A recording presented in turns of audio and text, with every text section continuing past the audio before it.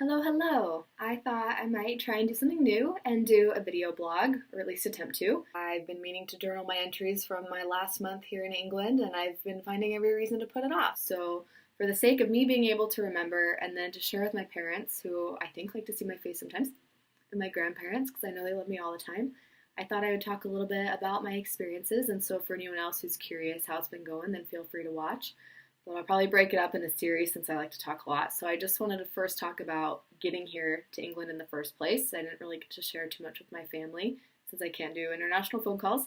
So I want to be able to remember this, but like it hurts inside still to remember it. But maybe someday it'll be funny. So first off, it's when we got to the Boise airport that I really realized that I was like all on my own. So me being the person I am, didn't bring cash. And so my dad's like, "You didn't bring cash?" And I was like, "No." And he's like, "All right, I'll go get you some." So we went and got cash while I was checking in my luggage. And then he came back and he's like, "Did you check in your luggage?" And I said, "Yeah." He's like, "Are you sure?" "Yeah, I checked in my luggage, Dad." "Well, where'd you check it in at?" And I was like, "Right over there where you check in your luggage." "Are you sure that's the right place to check in your luggage?" I was like, oh my gosh. My dad, we've been to the airport so many times. If he doesn't know, I don't know, I don't know. And I realized that I was on my own. But my luggage was okay. That was the right place to check it. So they went and saw me off, super sad, fighting back tears once again, hugged on my family, and was on my way. When I first was flying over, I really was emotionally like unsteady, I think. Like I saw how green everything was and how beautiful it was, and I was like, oh my gosh, like I'm about to land in another country. I'm stuck here. Like I've committed. I cannot turn around. So I was just kind of fighting back tears because it was just a big change, and I think it just scared me a little. So, like I said, I was already a little emotionally unsteady, I think. So I got off and I went to get my luggage, and my luggage was freaking heavy because I don't know how to slim down on my lifestyle. So I had two big suitcases at the like 50-pound mark, and then a carry-on bag, which was also really heavy, and a backpack. And so I put my carry-on like on my suitcase. You know how people put it on the handles and then like roll it. So I had that, and then I had my other suitcase in front of me and was rolling with those, and they were super heavy, like I said, so it was not fun. And I had my backpack and a blanket. So I had to go get coach tickets or train tickets. And the reason I needed to get tickets was to go from the Gatwick airport over to my school, and it was about 4 hours away. So to backtrack, the reason I bought my tickets on the days I did was because the school is doing an international transfer service from the Heathrow airport over to Plymouth. And so that was free for students, and that was something I wanted to take advantage of. So I planned my planes on the day I did so that I could make it in time. And I was going to land at the Gatwick airport because they had cheaper tickets at 4 a.m. And that gave me plenty of time to transit over to the Heathrow airport about an hour or two away to make it there by 10 a.m. or noon, which were the two pickup times. I did not account for the time difference because why would I think to do that? Because that's how I am. So, 7 hours later was 11 a.m. and not 4 a.m. So I was landing at 11 a.m. at this other airport on Tuesday, which was the last day of the service. So a couple days before my flight, I realized that it didn't account for the time difference and that I wasn't going to make it to this service in time. So I was like, okay, I'll just buy my own train tickets or coach tickets to get to Plymouth. So I messaged my flatmates on Facebook and I said, hey, what's the cheapest way to get to Plymouth? Because I'm trying to save money. And they said I would probably do coach. And so I said, okay, I'll look for coach tickets when I land. They said, you haven't bought your tickets yet? And I was like, no, I don't know what I'm doing. And they're like, oh, it's going to be so expensive. And I was like, well, whatever. Like, I'm in this now, so it's just going to happen. So I went to the service desk and I was like, hey, where can I get information for coach times or train tickets to see what I could find to be cheaper? And they said, you're going to go over here to the train station, and gave me the directions over there. And so I got on like this inner airport train thing to take me from like one section of the airport to the other section of the airport. And I really struggled with my luggage. And so when I was getting off, this guy's like, do you need some help carrying your luggage? And I was like, yeah, that would actually be great, because I kept dropping my stuff everywhere. And so he was some photographer from Italy that was returning, and he was cool. So he rolled it all the way over to the train station with me, and he said, here you go, this is where you can buy your tickets. And then he went and got his tickets and was on his way. And so I went and talked to a service desk over there, and I said, hey, how can I find out about coach ticket times and like the difference between those and the train ticket prices? And they said, well, you can look at the coach tickets online. And I said, okay, well, my phone doesn't work. Like, I don't have internet connection. And so they said, okay, well, you can hop in this train line, and they might be able to pull it up on their computer and tell you a little bit about it. And so the line for these tickets were so freaking long. So I got in line with my luggage because I'm not going to leave it because I didn't want it to get stolen. So that was a pain in the butt, trekking through line. And then I got to the front of the line, and I had the rudest lady. Like, I think her accent didn't help either because it was so strong. And so I think it frustrated her more than it frustrated me, and I couldn't understand her too well.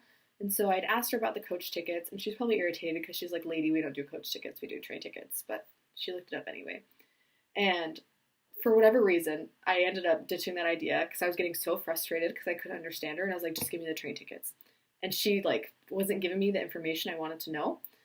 And so I said, hey, give me the train tickets and give me the cheapest ones and we'll do that. And so she gave me 2 tickets. One was from the Gatwick Airport to Reading, which is another city, and then another one from Reading to Plymouth.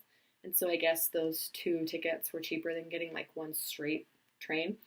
So I was like, okay, I'll do that. And so I'd been asking her, I said, where do I go? Like, how do I know what time that's coming? And I don't know. She probably didn't hear me. And so she slid the tickets under the glass and then started doing her own thing on her computer. She didn't say like, oh, bye, have a nice day or anything. And so then she looked at me and she's like, you can go now. And I was like, okay. And so I'm like fighting back tears because I was so frustrated and I had no idea what I was doing. And I just spent like $100 on this ticket. So I was like, whatever, at least I'm getting there. It's fine. It'll be worth it. And so I went and found a security guard and I said, hey, how do I know where to go? I just bought these tickets and I don't know where I'm supposed to go to get on the train. And so he looked and he said, you go to this platform, and like you go through the doors, down the elevator, over on the right. So it's like, he was the most helpful person by far. And so I went down to the train station and I found platform 2, which is where I was supposed to go. And eventually I got on the train. I was worried that it was the wrong train. And then it was just because my train hadn't been there yet. And there was a couple before mine. So I finally got on the train. And that was scary. Like, I had so much luggage, and the entrance to the train was so narrow, like this, so I couldn't bring both my suitcases with me to get on. And so I put them like right by the door, and all these people are going out, and all these people are going in. And so I ran in with one suitcase, and then I ran back out, and I ran back in with my other suitcase. And then it took off. Like, it stopped for like 0.5 seconds. I was like, oh my gosh, like, what if I would have missed it and left my luggage out there? But it's fine. We made it.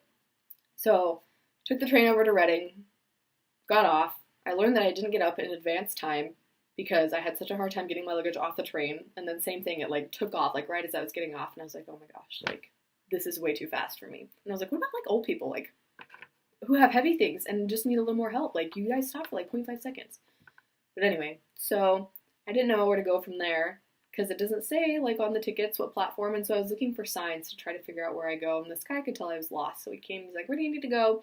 Showed him my ticket, and he pointed me in the right direction. Same thing, I got my luggage all prepared right by the train, and then hopped on. And that was the longest one, so I got to relax for a couple hours on the train, and then that time I knew to get up like way in advance to get my luggage up and ready. And so some guys noticed me doing that, and they're like, do you need help with your luggage? And I said, yeah, I probably will need some help. Like, I was accepting help whenever I could get it. And so I rode on the train, and then I got off the train, and they helped me wheel my luggage over, and my flatmate said she was going to meet me, which was super nice of her. When we got there, it was like a freaking storm. Like, it wasn't just raining, it was like pelting rain, and it was terrible. So I got there and I was like, man, I really hope she still comes because I don't know where to go, and my phone doesn't freaking work to like map where I need to go. Like, I'd understand if she didn't come because it is really stormy, but I just really, really, really hope she comes. So she came. She's a sweetheart, and we ended up walking back in the rain with all my suitcases, and the hill outside the train station is freaking the tallest hill in the whole entire probably world or country, at least. Like, it is the tallest hill ever, especially when you're wheeling 50 pounds of luggage each. And so we were walking, and Justine's freaking booking it, and I was like, oh my gosh, like I was trekking with my carry-on and my suitcase. I gave her the lighter one because I felt bad, and I was having such a hard time. And she's yelling back, like, are you okay? I was like, yeah, I'm fine. And I was dying. And so we finally made it to the top of the hill, and I was like, how far away are we?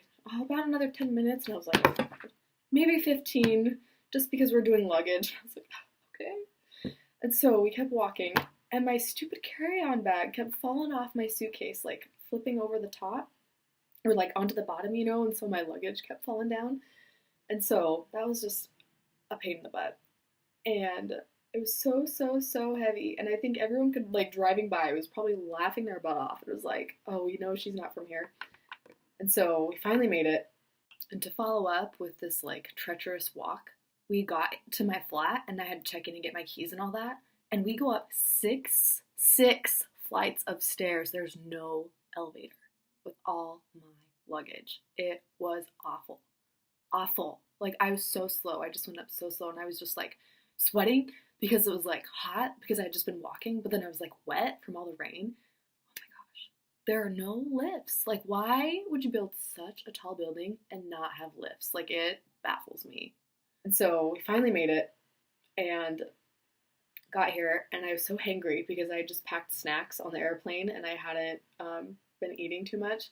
So Justine ended up making me like noodles and eggs and all sorts of little things like for a meal. And oh my gosh, it was like the best freaking thing ever. I was so appreciative of that. I'm here now and I'm loving it, and life's great.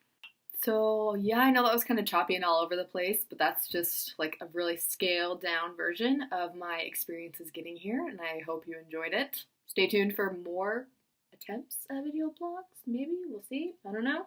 Okay,